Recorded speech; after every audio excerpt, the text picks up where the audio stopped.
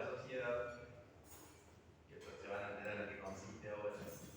Y después de Erika, porque en una conversación informal en la planta baja del edificio, hablamos con algunos temas, con algunos amigos acá del plebiscito, de la seguridad social. Entonces eso es un tema que escapa a la política partidaria. Y como en lo personal tuve una postura, yo diría, original sobre el tema, simplemente se la dejo planteada para que no quede esa interpretación de la realidad que estamos viviendo casi que en el fuero íntimo de mis allegados. Cuando yo me refiero al estado de la sociedad, o sea, al principio me referí en 5 minutos. El contenido que doy es el siguiente. Cada uno ve, o sea, la realidad de cada uno es lo que uno ve. Como decía Campoamor, en este mundo traidor nada de verdad ni mentira. Todo según el color de cristal con que se mira. Entonces, de repente uno ve una realidad que el otro no la ve, o para cierto número de personas hay un problema grave en determinada área que para el otro no la hay. Pero lo que yo noto en la sociedad es como una, de pronto usted me dice no es el caso mío, pero yo digo lo que yo veo, es como una desazón de la situación que estamos viviendo en el Uruguay en diferentes temas. Entonces se habla de inseguridad, se habla de pobreza infantil, ¿no? Que son los temas que prácticamente dominan, y algunos otros más, que son los temas que dominan, yo diría, los medios informativos, etc. Y que en el concepto mío, si bien esos temas existen, son situaciones que en realidad las están planteando de una forma diferente a la visión que uno tiene de esas áreas. Y creo que lo plantean, el sistema político lo plantea con cierta intencionalidad. Entonces, eso me llevó a pensar, yo ando mucho en la ruta. Yo, por ejemplo, el domingo fui a la meseta de Artigas, al encuentro del patriarca, con el patriarca. De ahí me fui a Salto, a una actividad personal, y anoche salí de Salto a las 10 de la noche. Llegué acá, donde yo vivo, en el Pinar, a las 5 de la mañana, en el auto mío. Y toda esa soledad a mí me da espacio para ir pensando, que si uno va acompañado va conversando. Entonces a veces se le ocurren cosas. No digo que esto se me ocurrió anoche, porque ya lo vengo pensando hace tiempo. Pero esa visión negativa que algunas personas tienen de lo que nos está pasando, a mí me parece que es un error. Y hago la siguiente, y comparto con ustedes la siguiente reflexión. Tirando cifras medio redondeadas, porque no tenía la cifra exacta. El ser humano, como nos conocemos, digamos, erguido, en el planeta existen, pensemos, de hace 150.000 años. De esos 150.000 años que estamos, el ser humano como ser vivo en el planeta, no se sabe nada. Hasta unos 5.000 años hacia atrás, donde aparece la escritura. Con la aparición de la escritura comienza el periodo que nosotros conocemos como la historia. Y de los 5.000 a los 135.000 es la prehistoria.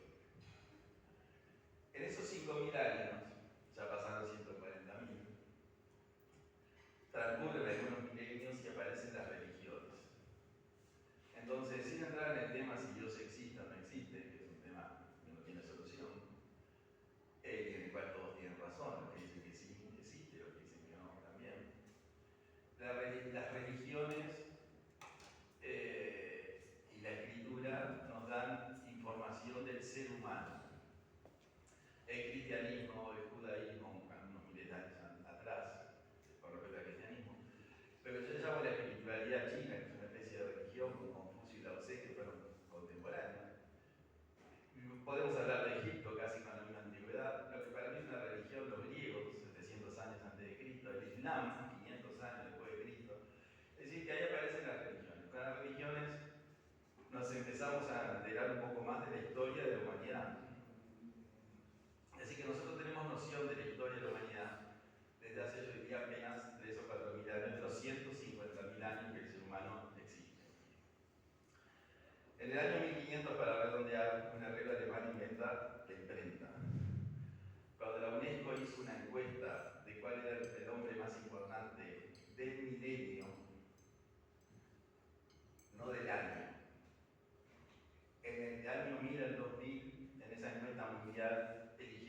Rutherford, porque esa persona cambió el mundo.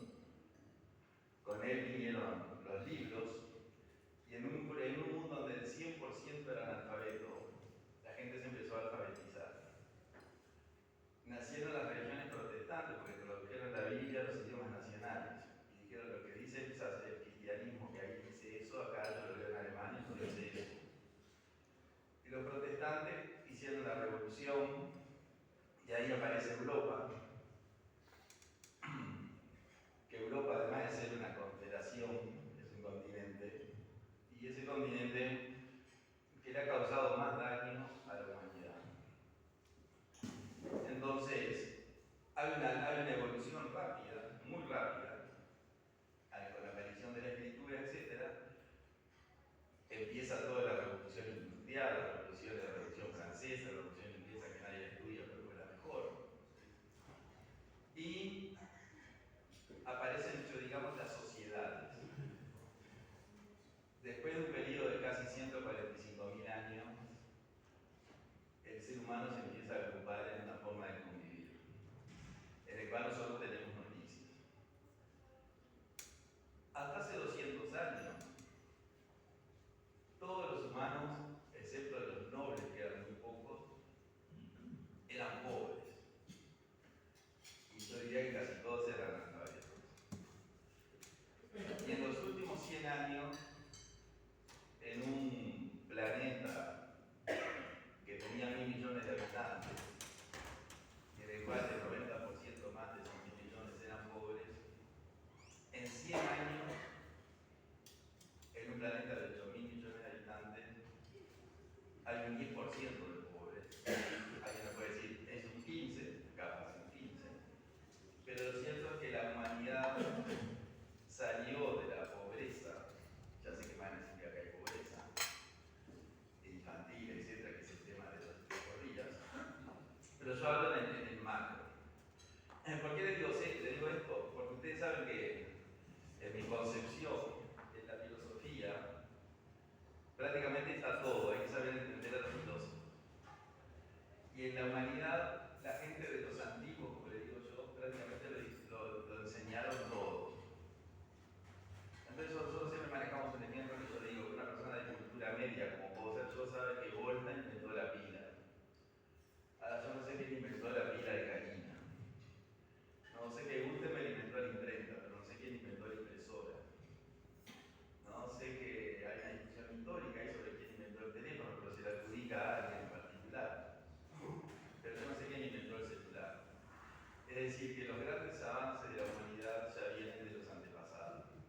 Lo que sí ha habido un adelanto extraordinario en los últimos años, y acá tenemos médicos, es el adelanto de la ciencia, la física, la química, es decir, la tecnología de usar los elementos. ¿Qué es lo que quiero decir con esto? Que en 145.000 años de historia, o sea, de historia no, historia de 25.000, pero 145.000 años de la existencia del ser humano en el planeta, este es el mejor momento de la humanidad. Por el año 1600, un filósofo alemán que era muy cristiano, decía que vivía en el mejor de los mundos. Ese filósofo era Leibniz, porque él decía, como Dios es bueno, esto que pasa debe ser lo mejor. Entonces, este es el mejor mundo. En el año 1940 o 1950, otro filósofo austríaco que hizo toda su vida en Estados Unidos, que era judío, y yo de Europa, Popper, en un homenaje que se le hace, él dice, yo no vivo en el mejor de los mundos, pero vivo en el mejor mundo conocido. Y yo digo hoy, en el año 2024, que yo no vivo en el mejor de los mundos, pero vivo en el mejor mundo conocido.